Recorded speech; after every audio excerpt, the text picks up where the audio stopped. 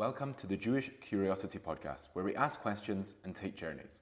In this episode, we're going to be talking about the spiritual energies that we can tap into on the festival of Shavuot and how we can use those to infuse life into the world. I hope you enjoy. Life is the connection between the physical and the spiritual.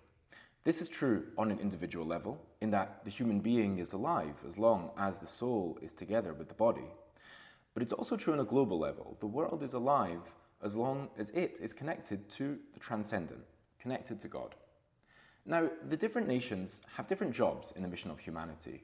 And the Jewish nation, the nation of Israel, has a job to see to this exact connection, to see to and enhance the connection between the physical and the spiritual.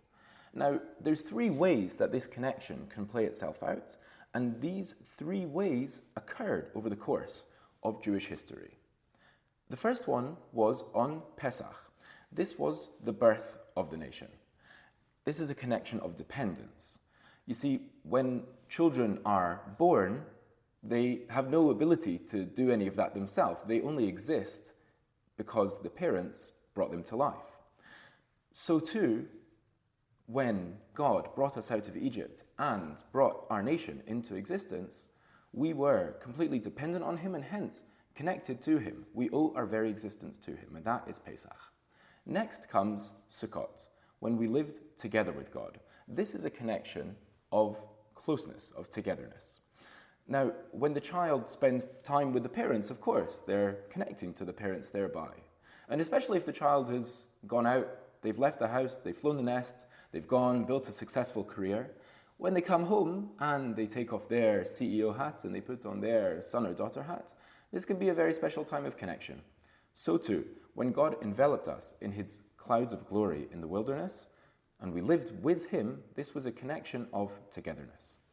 Now, third is Shavuot, when we gained the ability to change the world.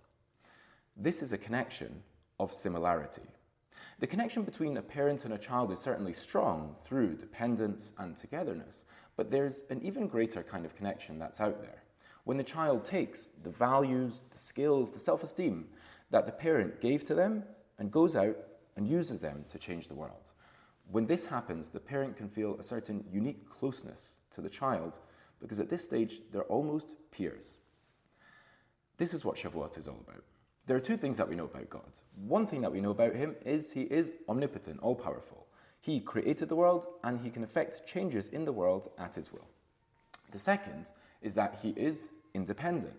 Everything needs Him and He doesn't need anything. This is exactly what we gained on Shavuot. When God gave us the Torah, He gave us the ability to change the world.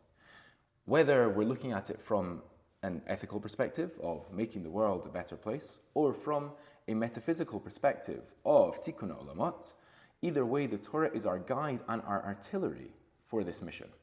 When He gave it to us, He gave us independence. He told us, it's now your turn to take responsibility, take all that I've given you, and use it to bring the world to its destiny.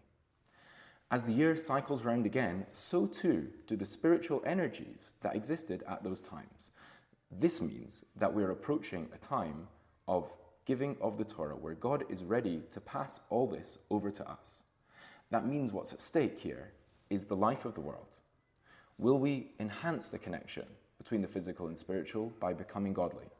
Are we ready to receive the gift of independence? Are we ready to take on the responsibility to change the world? All of this is ours for the taking. The Torah is not in heaven. It is in our hands. I hope you enjoyed that episode of the Jewish Curiosity Podcast. If you want to find out more or check out more episodes, you can go to www.jewishcuriosity.com, or you can also find us on Spotify, Apple Podcasts, and YouTube. Have an amazing day and hope to see you next time.